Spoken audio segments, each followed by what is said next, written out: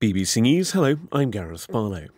The leader of Spain's Conservative People's Party has claimed victory in Sunday's snap general election, which produced a hung parliament. Alberto Núñez Feijóo said the task fell to him to attempt to form a government and urged other parties not to stand in his way. Sergi Forcades Freixas is at the PP headquarters in Madrid.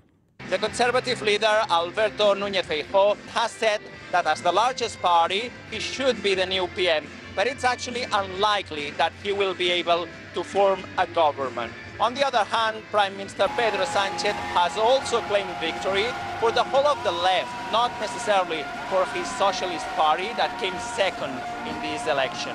Mathematically, Mr. Sánchez could still be elected as a PM if he got all the votes from the left and also from the Catalan and the Basque nationalists. If no candidates have enough support in parliament to secure a majority, the country may end up going to new elections again.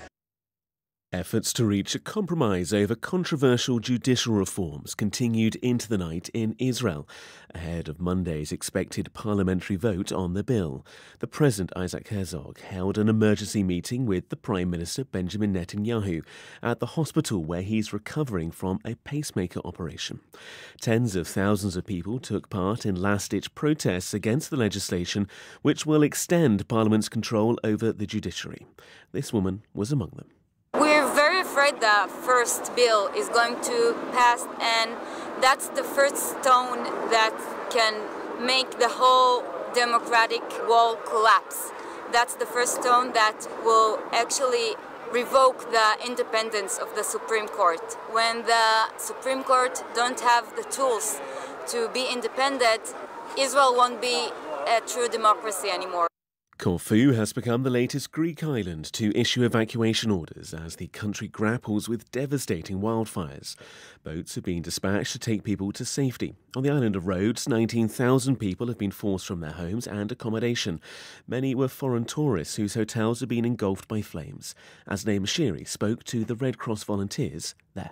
They said they worked throughout the night and they were all taking it in shifts. They said it was simply devastating. Everywhere you looked, you saw fires, and that's because they were near the fire front from a safe location in the south. And they said that they were essentially providing lots of food and water to both tourists, locals and firefighters themselves who were battling these fires. And they were also providing psychological support for those who are suddenly on a holiday and find that they're being evacuated and literally running away from flames. World News from the BBC. The mayor of the port city of Manta in Ecuador has been killed in an attack.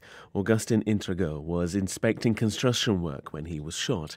He died later in hospital of his injuries. One other person was killed. Ecuador is facing a surge in violence largely fuelled by the drug trade. New Zealand's Justice Minister has resigned after being arrested following a car crash on Sunday. Kiri Allan was charged with careless driving and resisting arrest and was issued a notice for failing an alcohol breath test. She's the fourth minister to resign from the Labour Party government in as many months. New Zealand is 3 months away from elections. Labour and the opposition National Party are neck and neck in the opinion polls.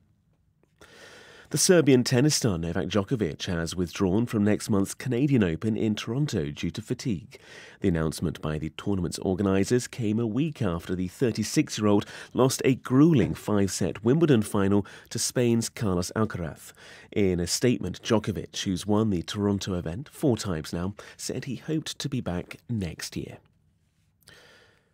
The Danish cyclist Jonas Vingegaard has won the Tour de France for the second year in a row.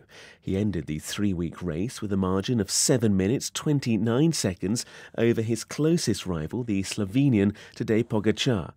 The race was dominated by fierce competition between the two riders, but Vingegaard gained vital minutes in the final week. He spoke to reporters following his victory. It's a feeling of being proud of and happy, of course.